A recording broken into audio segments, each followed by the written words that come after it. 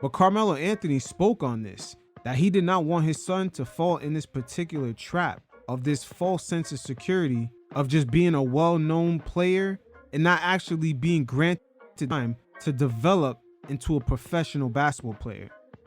You guys check it out, and every once in a while, I'll check in. My son is going to college. Like, it ain't no, like, I don't even preach one and done to him. Right. Like, we not even playing that game, because I don't even want you to start thinking that right now. Right. Right? Like, I'm ready now. But you start shortcutting shit. And you start rushing shit. We ain't rushing nothing. Nigga, you going to. Does that not sound like the AAU culture right now? Everybody getting NIL deals at a very young age. You even have players like Bronny James getting scholarship offers even at the young, tender age of 14. Can you imagine that? What the hell has a 14-year-old even really proven? And some of the unintended consequences a lot of these young players face is the false sense of security, the false sense of placement. Oh, I'm a top 20 recruit for a particular summer or particular year. You see a lot of this. And then when they get to the NBA, that's if they get to the NBA, it doesn't really translate. Going to college, if you had to stay for 2, you had to stay for 3, we going to college. We'll figure it out, we adapt as we go. If you ready to go after your first year, then we'll look at it. Right. But that's not a priority to us, right? I also teach him the business of the game. Motherfucker, you ain't got to go get the 200, 300, right? Like, you understand? Like, because I know what you really want. Like, let's be frank. Like, the money is there. Like, these kids want money. We all want money. Yeah. You want to hoop, but you want money too. Yo, because you want to get there, right? So the way you get there is by being patient, taking your time. Right. That's why in the NBA, you start seeing guys who come out one and done, or they go into Ignite and then they come to the league, they start falling off. Jalen Green. Prime example, Jalen Green. He's not really falling off, but the way he plays basketball, that freestyle, just no structure type of basketball, his team is actually pivoting off of that. And you seeing that he's not quite translating to the new structure that the veterans actually bring in, and the structure that Ume Udoka brings in. He doesn't quite fit in. And they also never been taught to play within a structure, a team structure. Because they don't have a role, they don't have a place on that team. Now when you coming out and you taking your time and guys really get to see you develop, okay, from 16 to 19, like, I can't judge you I can't rate you as a pro right now at 16, 17 years old. You still haven't physically developed yet. You still haven't thought the game yet. You don't even know how to move on the court. I want you, I see the potential. Nowadays, they see the potential, but they also see the following. The social media following, which leads to brand deals real early, especially with NIL. But just know, there's a large chance that you're going to come here and you're not going to play. Right. Because you're just not prepared to be a pro yet. Yeah. You hit the big if that was so important. You're like, if you ready to go. If. Like, it's like we talk about the guys coming in and be like, yo, we only gonna be here for 1 year. How do you know that? That's the people around them. Yeah, that's what I'm saying. I'm looking at them like, how in the world, like, do you understand? I went through one. And the people around them tend to be some of these social media companies that came about recently. The Ball is Life, the Overtime. Now there's a whole business aspect in hyping up these players, getting the interviews, the followings, the camera guys. There's grown adults following these kids around just recording them, and they're making money.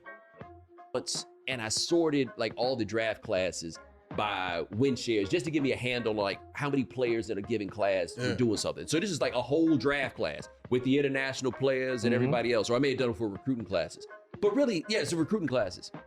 This country produces about 10 or 12 NBA players per year. Yes. I don't mean dudes who play in the NBA. No, that's sustained. That's sustained. NBA players. Sustainable. The right? ones. Where you're like, oh, I know who that is. Yes. Like, you just start going down and you get to number 11 and you're like, ugh, right. Do I think this guy was an NBA player? It's so hard to get to the NBA. It's hard, bro. I don't know why people have forgotten this.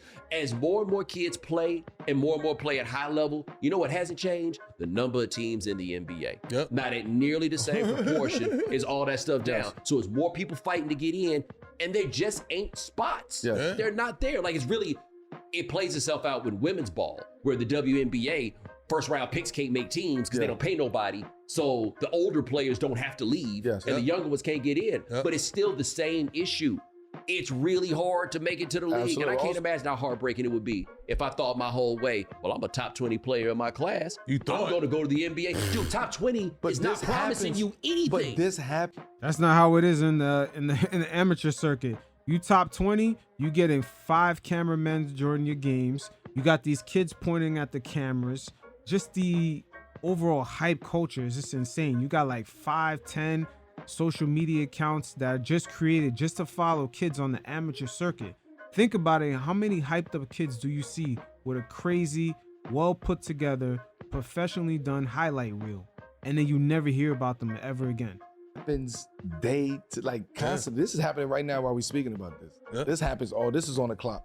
Where guys just believe, and they believe so much at where they at that moment in time, that can't see the development to where I want to get to. Yep. I keep trying to tell people, man, it's hard as shit to get in this NBA.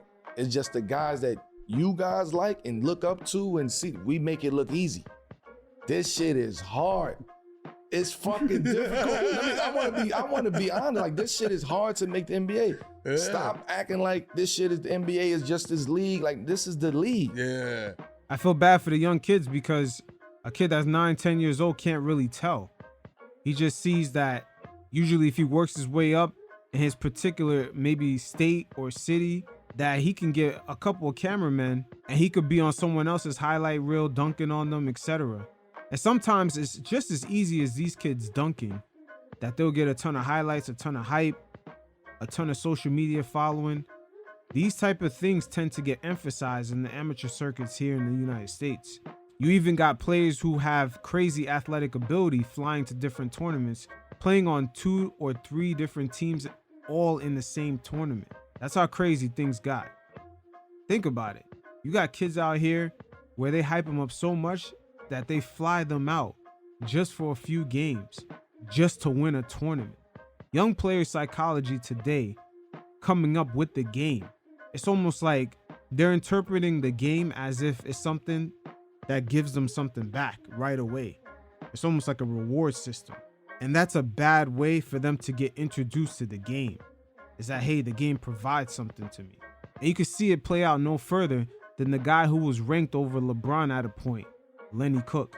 Everybody don't make it. You got Yeah. 450 guys in the NBA, man. That's a fact. And you got 60 every year that's coming in and out. Out of those 60, maybe 8 will play in the NBA. Maybe. And make noise. Not Yeah. even make noise. Will Just- be in a rotation. If 8, maybe 6 will be in a rotation. I think about the first NBA player I ever saw with my own eyes where we were like, oh, that guy's going to the NBA. 1994, and it was Steven Jackson. He was a sophomore in high school, Oh, right? yeah, That's bro. my guy. Oak Yeah, Hill, baby. Stack, man. Yeah. Captain Jack. He was actually one of the top performing guys in Kobe Bryant's All-American McDonald's game. He was like one of the guys that everybody had their eyes on. Not even Kobe, Steven Jackson.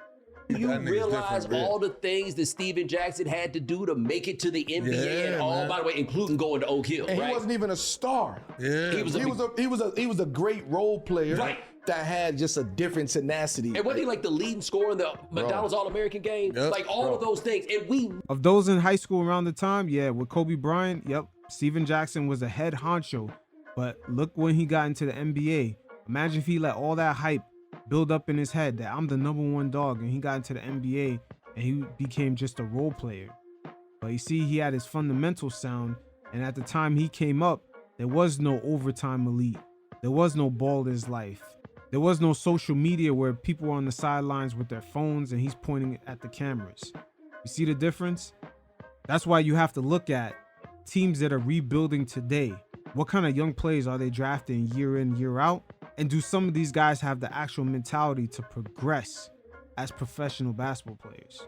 And just judging from the pivot the Rockets made this season, I'm going to have to say a lot of the younger teams like the Charlotte Hornets, they're going to have to go out of their ways to spend some money and to get some veteran presence, because that LaMelo Ball freestyle, just highlight reel after highlight reel with no defense, it looks like it's going to be a year in and year out thing if they don't be careful.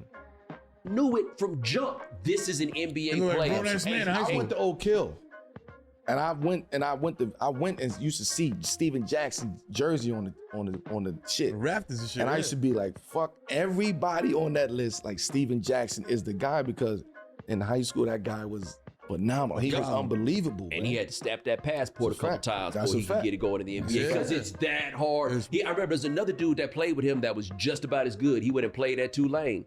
He ain't get no whiff It's hard, of the man. NBA. It's It's, hard. really hard to make it to the Hey, NBA. look. The league. Look at Cam Reddish. He's another prime example. He was super nasty. There's even videos of Anthony Edwards propping him up. Super nasty in high school, but he came into the NBA and he's barely holding on to a career at this point. League is hard. That's why, Listen, but that's to get why in. that's why I feel or I worry about like your son or like Bron's son or whatever. 'Cause people don't understand, man.